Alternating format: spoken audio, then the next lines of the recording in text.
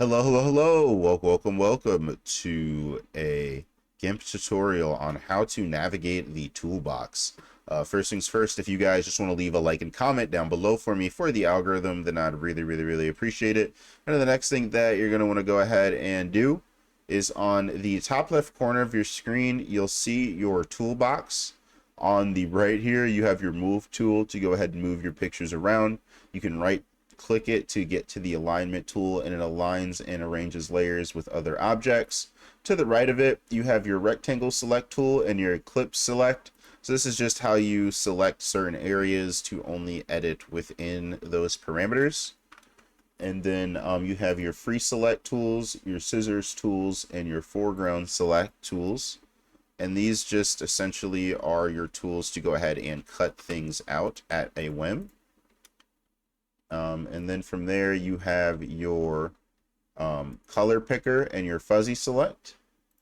And as you see, the fuzzy select sort of selects all the things that look like it with that same color, and the select by color selects everything that's the same color that you've selected, I suppose. And then you got your crop tool right here, is just where you're going to be cropping your picture and that kind of stuff with this tool.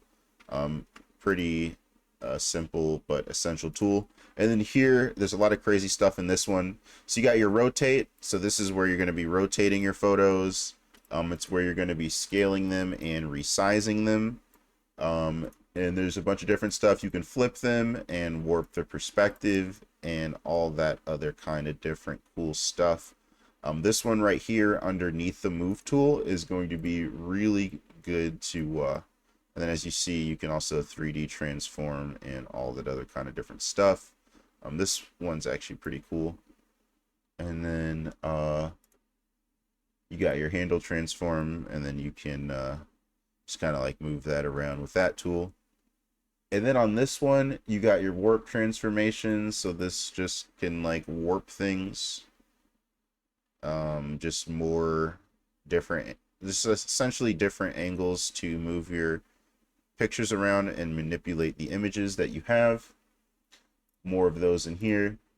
And this is your bucket tool, to where if you want to fill in areas, you can go ahead and, you know, use your bucket tool for that. We all love a good bucket tool. Also, there's a gradient tool within here as well. I'm not too familiar with. And then you got your paint brushes. This is your pencil, your airbrush, your paintbrush. This is just what you're going to be using to essentially draw onto your pictures, like so.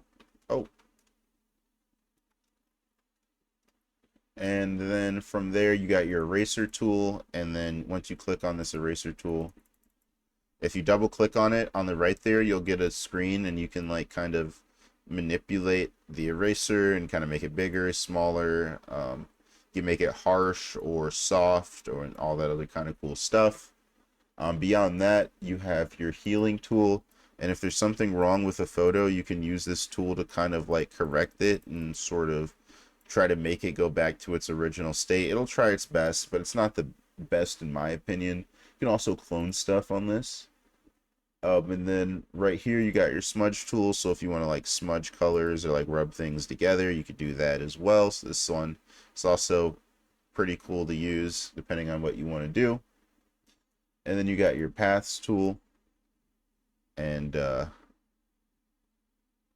kind of hold it and move it and create different paths and stuff, and it creates vectors for you to essentially mix together and make those kind of like those rectangles or the free select, but just it gives you cleaner curves and that kind of stuff.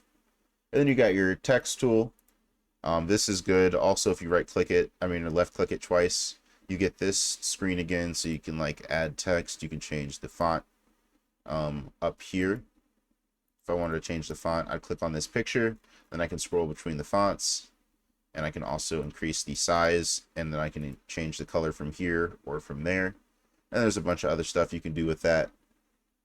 And then you have the color picker tool, where you can kind of pick colors to add to color wheels. So as you see, that's my color wheel right there.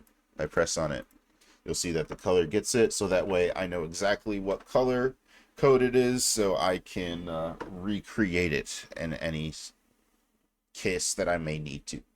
And yeah, that's a breakdown of the tool cupboard on GIMP. It's actually super in depth, so there's a lot to kind of take in there.